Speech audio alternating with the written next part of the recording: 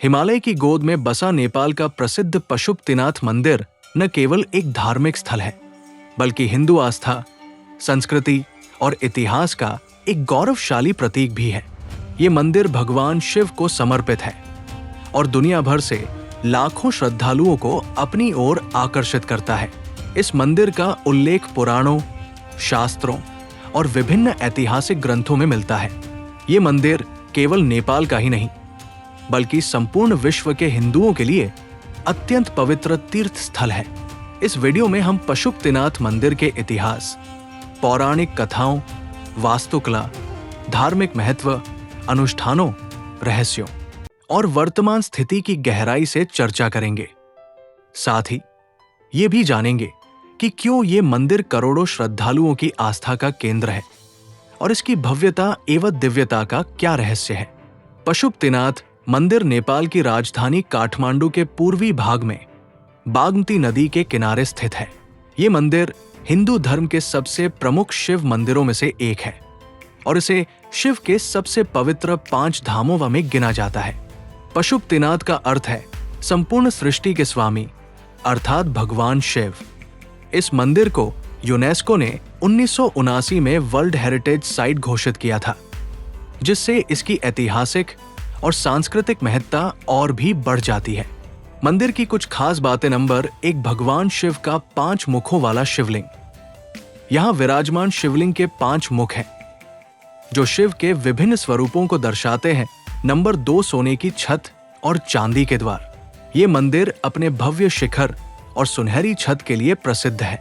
मुख्य द्वार चांदी का बना है, जो इसकी दिव्यता को और भी बढ़ाता है। इस मंदिर की एक और खास बात है, इस मंदिर में केवल हिंदू श्रद्धालुओं को ही प्रवेश की अनुमति है। नंबर 4, बागमती नदी। इस नदी को अत्यंत पवित्र माना जाता है और यहाँ दाह संस्कार की परंपरा प्राचीन काल से चली आ रही है। पशुपतिनाथ मंदिर का इतिहास हजारों वर्षों पुराना माना जाता है। इस मंदिर की स्थापना से जुड़ी अनेक कथाएं प्रचलित हैं। एक कथा के अनुसार एक बार भगवान शिव और माता पार्वती कैलाश पर्वत से काठमांडू की हरी भरी घाटियों में आए। भगवान शिव को यहाँ की प्राकृतिक सुंदरता इतनी भा गई कि वे एक सुनहरे हिरण का रूप धारण कर जंगलों में घूमने लगे।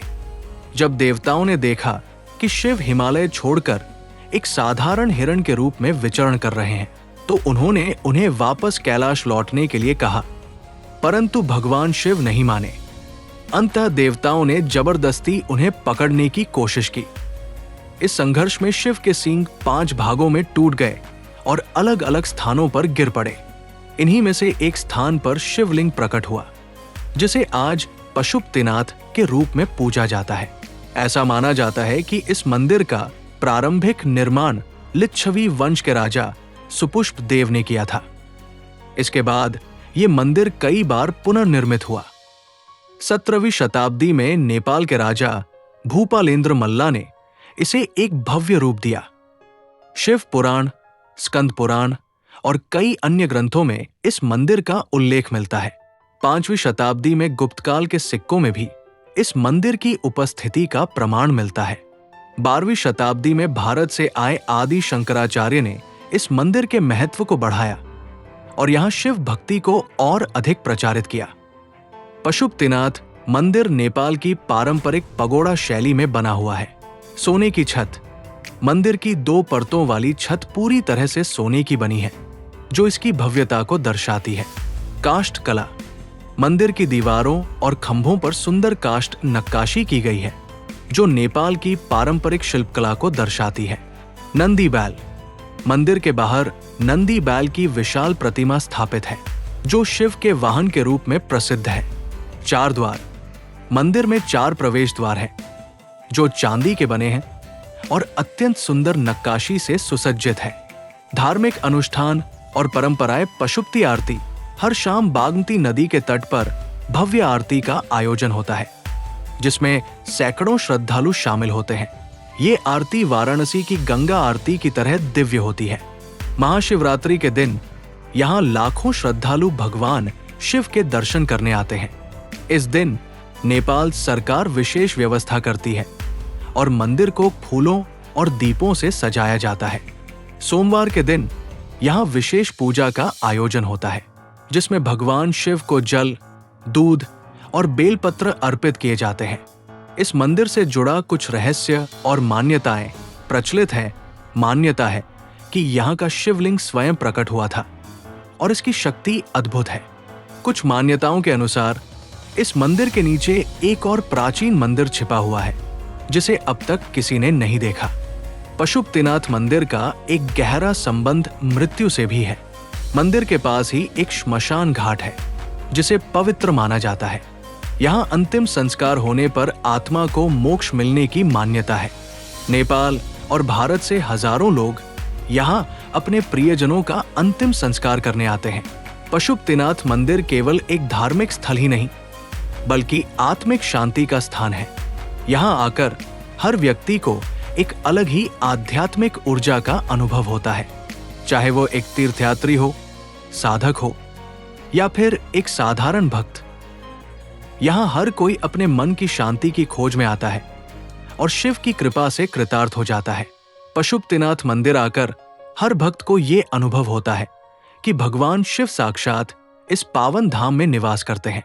जब हम बागमती नदी के किनारे बहती मंद हवाओं को महसूस करते हैं, जब मंदिर की घंटियों की गूंज हमारे हृदय को स्पंदित करती है, जब आरती की लौ हमें एक अनोखी ऊर्जा से भर देती है, तब हमें एहसास होता है कि हम केवल एक मंदिर में नहीं, बल्कि स्वयं महादेव के धाम में खड़े हैं।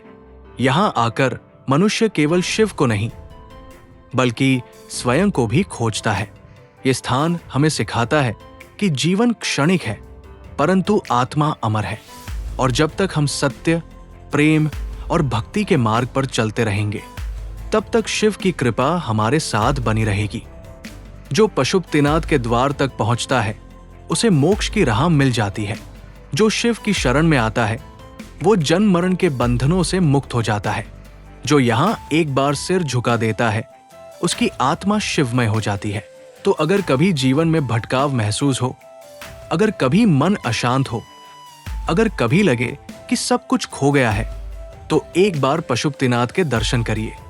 शिव के इस पावन धाम में हर प्रश्न का उत्तर, हर दुख का समाधान और हर आत्मा का मोक्ष छिपा हुआ है। तो दोस्तों, अगर आपको ये वीडियो पसंद आया हो तो इसे लाइक करें, शेयर करें और कमेंट में हर हर महादेव, पशुपतिनाथ महाराज की जय जरूर लिखें। ऐसे ही और गहरे आध्यात्मिक और ऐतिहासिक वीडियो देखने के लिए चैनल को सब्सक्राइब करें और बेल आइकन दबाना न भूलें, ताकि हर नया वीडियो आप तक सबसे पहले पहुंचे।